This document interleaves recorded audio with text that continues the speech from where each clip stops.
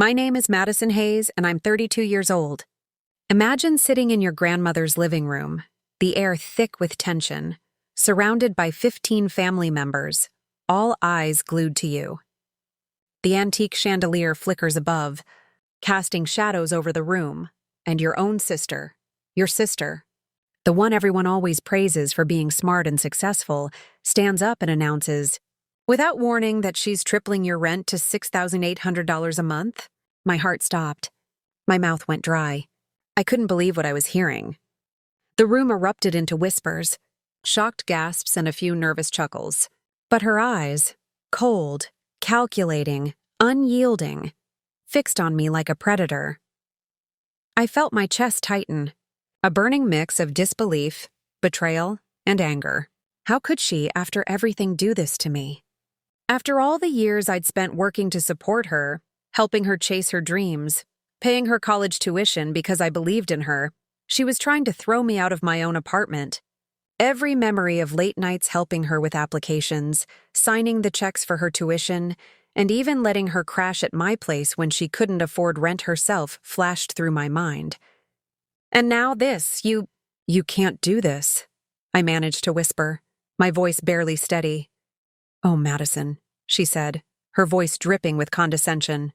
I can do whatever I want. You helped me enough. It's time you pay your way. She smiled, the kind of smile that makes your blood run cold. The relatives exchanged glances, some shocked, others awkwardly pretending they didn't see the venom in her words. My parents, sitting across from me, looked torn between anger and disbelief. I had always prided myself on being the responsible one, the one who sacrificed so much for the family, who quietly bore the burden while everyone else celebrated. And now, sitting there, humiliated and exposed, I realized that my sacrifices had been twisted into leverage against me. I had been blinded by love and trust, and she had used it to plan my downfall. That night, I didn't sleep. I stared at the ceiling of my apartment, replaying the confrontation over and over. I remembered every time she had called, whining about tuition deadlines, rent, or emergencies, and I had always said yes, even when it meant sacrificing my own comfort. I had believed in her ambitions, her talent, her potential. And now, that same sister was trying to erase me from the life I had built for myself. The next morning, I confronted her. I thought maybe, just maybe, she would realize how far she had gone. You're trying to evict me from my apartment, Sarah. How can you do this after everything I've done for you? I asked, my voice shaking but determined. She leaned back in her chair, arms crossed, with a smirk that made me sick to my stomach. Everything you did for me? You think that makes you untouchable? You think helping me with college gives you ownership over me or my decisions? Grow up, Madison. I felt a surge of rage. My hands trembled and my chest tightened as if I couldn't breathe. How could someone I loved so deeply be so cruel, so calculating? The sense of betrayal was suffocating. Every warm memory of our childhood, every shared secret, every small act of kindness I had done for her now felt like a cruel joke. Days passed, and the tension only escalated. She had changed the locks on my apartment while I was at work, leaving me stranded and furious. I called our parents, hoping they would intervene, but they were hesitant, fearful of making the family drama worse. Friends tried to offer advice, but no one truly understood the depth of the betrayal. I had given her everything, my support, my money, my trust, and now she was trying to take everything from me in return. I started thinking about what I had to do. I couldn't just let her win.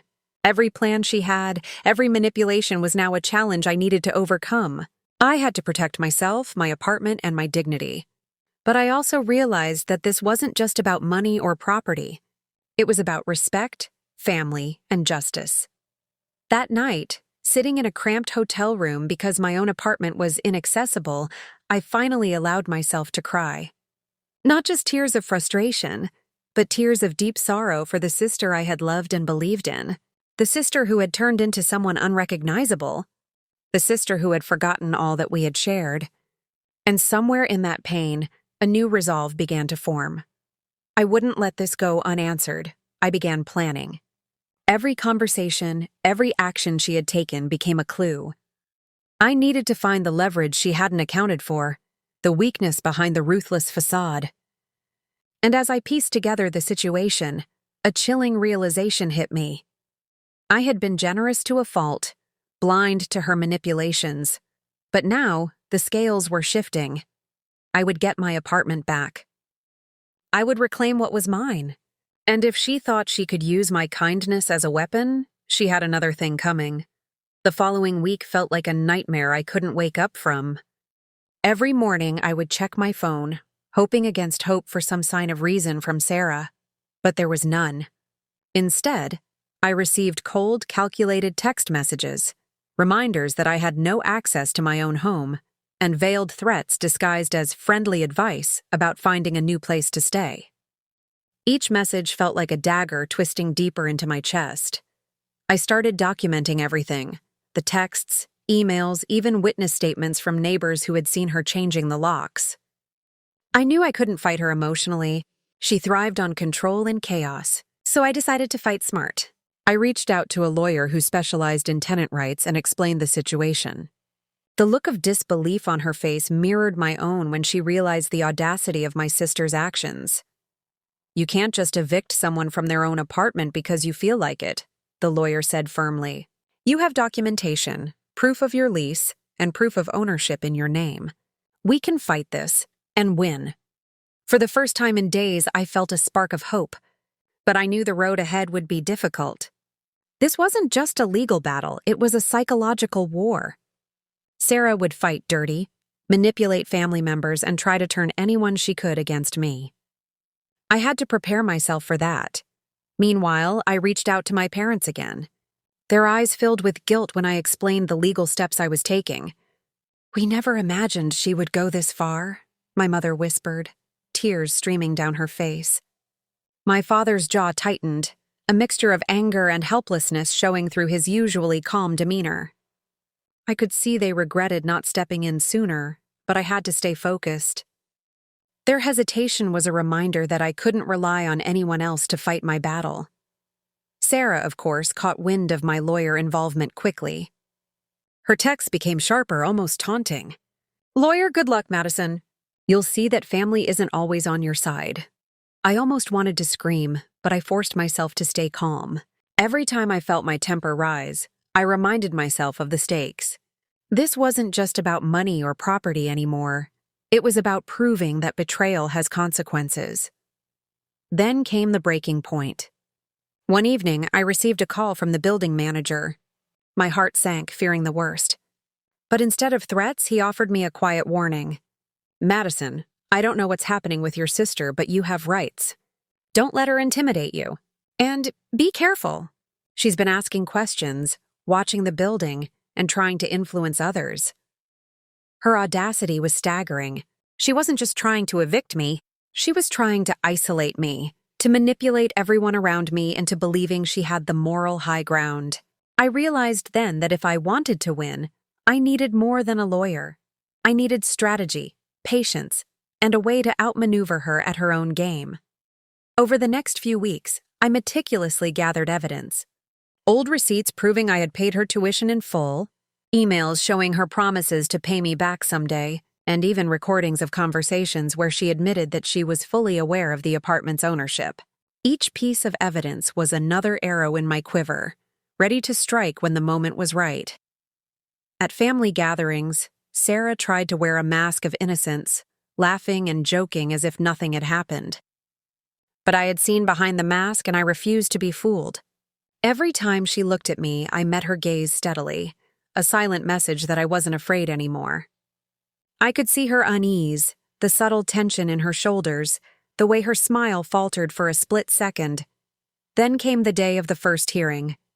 Walking into the courtroom, I felt a mix of dread and determination. The walls seemed to close in, and my palms sweated as I clutched my notes and evidence folder. Sarah was already there, sitting with her lawyer, radiating smug confidence. But I didn't waver. I had prepared for this moment for weeks, and I was ready to make her regret every cruel word, every act of betrayal. As the hearing began, my lawyer presented the case, laying out each piece of evidence carefully, methodically. I watched Sarah's expressions shift, from smug satisfaction to fleeting panic, and then to anger. When it was my turn to speak, I took a deep breath, my voice steady but full of emotion. I loved my sister. I sacrificed for her. I believed in her. And this is how she repays me? By trying to take everything I've worked for? My words echoed in the courtroom. I could see some family members shifting uncomfortably in their seats, unable to meet my gaze. Sarah tried to interrupt, to twist the story, but the evidence was undeniable. Every attempt she made to discredit me only made her look worse. By the end of the hearing, I felt a wave of relief and empowerment. I had taken control of the situation, reclaiming my voice, my dignity, and my home. As we left the courtroom, my lawyer whispered, "This is just the beginning. But trust me, you're on the winning side." I glanced back at Sarah, her face a mix of fury and disbelief, and for the first time, I felt something I hadn't felt in years: vindication. The night after the first hearing, I lay awake in my hotel bed, my mind buzzing with a storm of emotions. Relief that the judge had seen through Sarah's lies, fear of what she might try next, and above all, the crushing weight of sadness that my own sister had become my enemy. I stared at the ceiling, asking myself the same haunting question over and over. How did we get here? When we were little girls, Sarah used to cling to me whenever there was a thunderstorm. She would bury her face in my shoulder and whisper, "Don't let go, Maddie." I was her protector, her shield.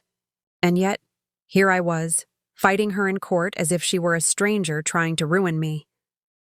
The following days only proved how far she was willing to go. She spread rumors through the family, claiming I was a manipulator who exaggerated how much I'd done for her. She said I overstated my role in paying her tuition, even though I had the receipts. She even called some of my friends behind my back, trying to paint me as unstable and obsessed. One night, my best friend Claire called me in tears. "Madison, I don't know what's happening, but Sarah just called me. She said you're mentally breaking down and can't handle living alone." I felt my stomach drop. She what? "She's trying to discredit you, Maddie. She wants everyone to think you're weak." The betrayal cut deeper than I could have imagined. It wasn't enough that she tried to take my home. She was trying to destroy my reputation, too. I clenched my fists and swore under my breath. If she thinks I'm weak, she's going to be very, very sorry. My lawyer reassured me that slander and manipulation wouldn't hold up in court. Still, the damage she was doing socially was real. At family gatherings, I could feel the awkward silence whenever I entered the room. Conversations would stop mid-sentence, eyes would dart nervously, and whispers would spread like wildfire. Some relatives believed her lies. Others stayed neutral, too afraid to choose sides. It was lonely, painfully lonely. But loneliness can be a powerful fuel. Instead of crumbling, I threw myself into building a rock-solid case. I spent hours combing through old records, tuition checks, rent agreements, text messages where she begged for help, and even screenshots of her thanking me for paying her tuition so she wouldn't drown in debt.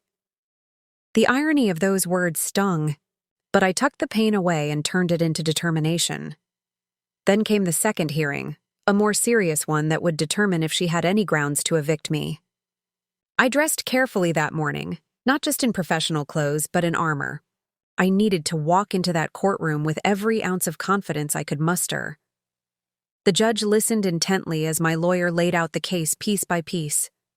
Every time Sarah's attorney tried to argue, my lawyer countered with receipts, contracts, or emails. Watching Sarah squirm in her seat was almost surreal. She wasn't used to being cornered. For years, I had been the buffer who absorbed her problems, who made her life easier. Now, stripped of that cushion, she looked small, exposed. At one point, the judge asked Sarah directly, "Did your sister, in fact, pay your tuition and cover your housing expenses while you were in school?" She hesitated, her jaw clenching. "Yes, but that doesn't mean—" "That's enough," the judge cut her off, raising a hand. "Answering yes is sufficient." That moment felt like the crack of a whip. I could see the courtroom shifting in my favor. Even family members who had doubted me began to realize the truth. My mother dabbed her eyes with a tissue. My father sat rigidly with his arms crossed. And my aunt, who had sided with Sarah, suddenly avoided my gaze altogether. When the hearing adjourned, the judge didn't make a final ruling yet, but the tone was clear. Sarah's case was crumbling. My lawyer leaned close and whispered, "She's losing ground. Stay strong." Walking out of that courtroom, I caught Sarah's glare. Her eyes burned with hatred, but beneath that I saw something else, fear. She knew she was slipping. And for the first time in weeks, I allowed myself a small, almost defiant smile, but my relief was short-lived. Later that night, I returned to my hotel room to find a note slipped under my door. My heart pounded as I unfolded it. The handwriting was unmistakable, Sarah's. It read, "You think you've won? You haven't even seen what I'm capable of yet." A chill crawled down my spine. She wasn't done. Not even close. And I realized then that this fight wasn't just about property or money or even betrayal. It was about survival. I sat on the edge of the bed, clutching the note in trembling hands. Fear mixed with anger until they became indistinguishable. My sister had crossed a line she could never come back from. And if she wanted a war, I was ready to give her one. For the first time in my life, I wasn't just the protector or the helper. I was the one preparing to fight back and fight hard. The note shook me to my core. I sat there for hours, staring at those words until they blurred on the page. "You haven't even seen what I'm capable of yet." It felt less like a threat and more like a promise, a declaration of war from the person I once loved most. I wanted to tear it up, to throw it away, but something in my gut told me to keep it. Proof, evidence. A reminder that my fight with Sarah had crossed into dangerous territory. The next morning, I walked into my lawyer's office with the note clutched in my hand. She frowned as she read it. "This isn't just a property dispute anymore," she said grimly. "This is harassment. We can use this against her." Hearing those words should have comforted me, but instead, they made my chest tighten. Harassment. From my sister. I could hardly believe it had come to this. Yet at the same time, a flicker of determination sparked inside me. If Sarah wanted to play dirty, I'd match her move for move. But I also knew Sarah, her cunning, her stubbornness, her refusal to admit defeat. If she felt cornered, she would lash out even harder. And I was right. Within a week, she began her next assault. It started with the utilities. My power was cut off, my internet shut down. I called the providers, furious, only to discover Sarah had posed as me and canceled the accounts. I could feel my blood boiling as I listened to the representative explain the situation. "She pretended to be me," I snapped. "That's identity fraud." I added this to my growing list of evidence. But the chaos didn't stop there. Sarah began contacting the landlord association, spreading lies that I had damaged the apartment, failed to pay bills, even thrown parties that disturbed the neighbors. Each accusation was more ridiculous than the last, but the sheer volume of them began to take a toll on me. My phone wouldn't stop buzzing with calls, creditors, landlords, even acquaintances asking if the rumors were true. My reputation, my peace of mind, and my very sense of self were being stripped away piece by piece. Some nights I found myself curled up on the hotel bed, sobbing quietly into my pillow, wondering how much more I could take. But every time I thought about giving up, I remembered the years I'd sacrificed for Sarah. The nights I skipped meals to cover her bills, the vacations I never took because I was paying off her tuition. I remembered the pride I felt when she graduated, thinking my sacrifice had been worth it. That memory now burned inside me, not as regret, but as fuel. I wouldn't let her destroy me. The next court date loomed like a storm cloud. This time, it wasn't just about rent or contracts. It was about harassment, fraud, and character. My lawyer prepared me for a brutal session, warning me that Sarah's attorney would come after me personally, questioning my credibility, my motives, even my mental state.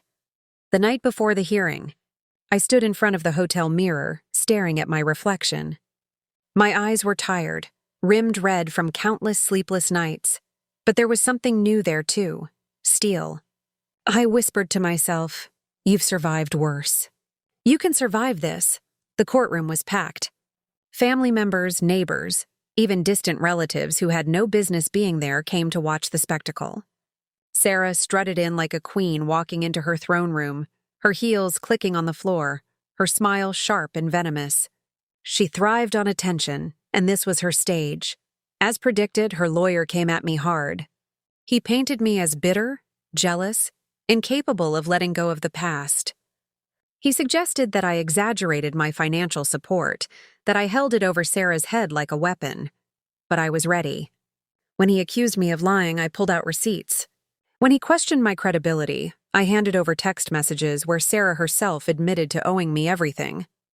When he sneered that I was obsessed with Sarah's success, I looked the judge directly in the eye and said, "The only thing I've ever been obsessed with is keeping my family safe. And the one person I thought I was saving is the one who's been trying to destroy me." The courtroom went silent. For the first time, I saw something crack in Sarah's mask. Her smirk faltered, her eyes darted, and she shifted uncomfortably in her seat. She wasn't invincible anymore. By the time the session ended, the judge made it clear that Sarah's tactics were unacceptable. He warned her sternly about harassment and fraud, noting that further actions could lead to criminal charges. My lawyer squeezed my hand under the table, and I felt tears prick my eyes, not of sadness, but of victory. But as we walked out of the courtroom, Sarah brushed past me, her voice low and venomous. "This isn't over, Madison. You think you've won? I'll make sure you regret ever crossing me." Her words chilled me, but deep down I knew something had shifted. She was on the defensive now, and I was no longer afraid. For the first time since this nightmare began, I felt powerful. And I swore to myself, if Sarah wanted war, I would fight until the very end. The days after the hearing felt different. I wasn't trembling anymore, waiting for the next blow.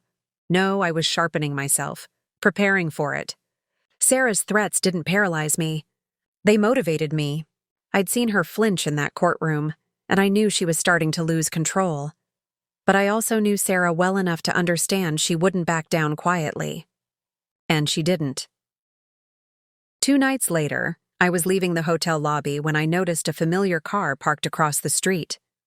My stomach dropped. It was Sarah's. The headlights flashed once before the car pulled away into the night. My pulse raced. She was watching me, stalking me. I reported it to my lawyer the next morning, who urged me to keep a detailed log of every encounter. "The more patterns we show," she explained, "the easier it will be to prove harassment in court." But I couldn't help the knot of fear that tightened in my chest. She wasn't just trying to ruin my reputation anymore. She was trying to intimidate me physically. And that terrified me. I thought back to all the years I protected her, to the countless times I'd stayed up at night comforting her fears. Now she was the one planting fear inside me. It was a cruel, twisted reversal that made my skin crawl. Still, I refused to back down. If she wanted to make me afraid, I would let her see just how resilient I could be. The next phase of the battle came in the form of family mediation. Our parents, weary from the endless drama, begged us to sit down with a mediator before the next court date. I agreed, not because I believed it would work, but because I wanted everyone to see Sarah's true colors. We sat in a circle, me, Sarah, my parents, and a mediator hired by the family. The air was thick with tension. Sarah leaned back in her chair, arms folded, looking every bit the spoiled queen she thought she was. "Why are you doing this, Sarah?" my mother asked softly, her voice breaking. "Your sister gave up so much for you. Why turn on her now?"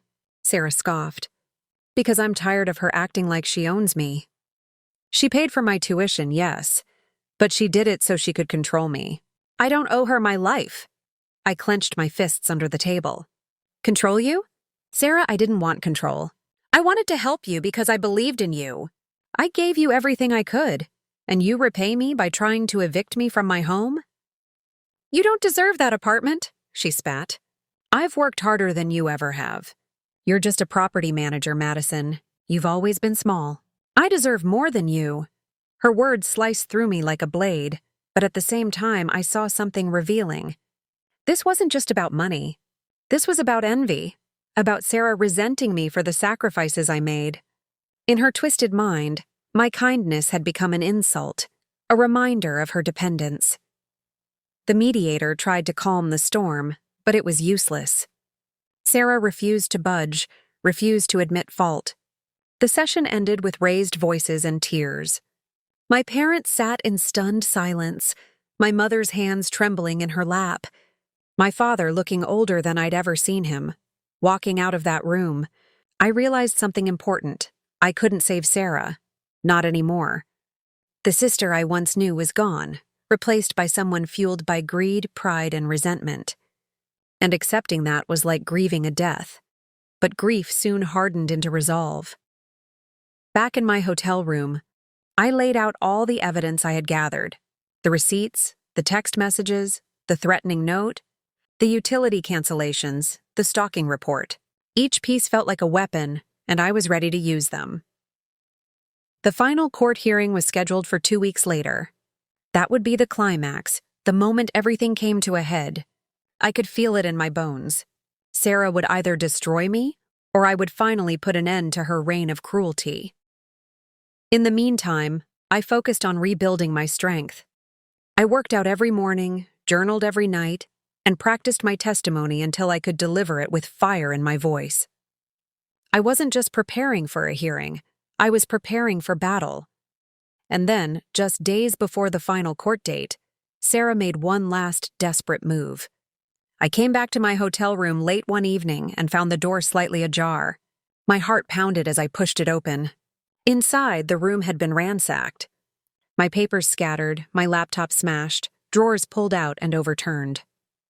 On the desk, scrawled in black marker across a piece of hotel stationery, were the words, "You should have stayed in your place."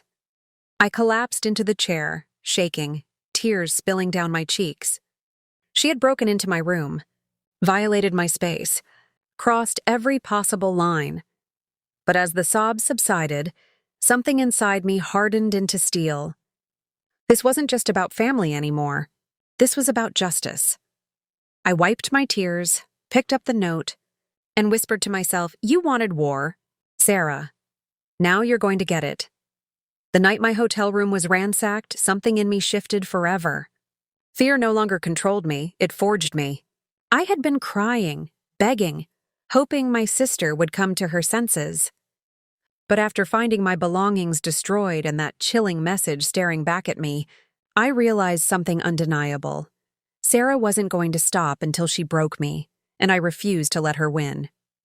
The police were called immediately. They took photos of the scene, bagged the threatening note as evidence, and assured me it would strengthen my case. But more importantly, it gave me clarity. Sarah wasn't just playing dirty, she was unraveling. And when people unravel, they make mistakes. I decided I wouldn't just defend myself at the final court hearing. I would go on the offensive. Every ounce of betrayal, every sleepless night, every cruel word she had thrown at me would come crashing back down on her. The 2 weeks leading up to the final hearing felt like marching toward a battlefield. My lawyer and I built a case so airtight it could suffocate. We organized every piece of evidence, receipts of every tuition payment. I had made emails and texts where Sarah begged for help and promised repayment, the note she left at the hotel, police reports about the break-in, logs of her stalking and harassment. Each item wasn't just paper, it was my truth. Weaponized. The morning of the hearing, I dressed in a sharp navy suit, my hair pulled back, my eyes steady.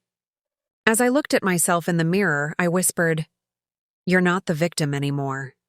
You're the storm." The courtroom was buzzing when I walked in. Family filled the benches, neighbors craned their necks, and Sarah sat at the front with her lawyer, smirking like she always did. But this time her smirk looked forced, brittle. The judge entered and silence fell. The proceedings began. Sarah's lawyer struck first, spinning the same tired narrative, painting me as obsessive, controlling, and bitter.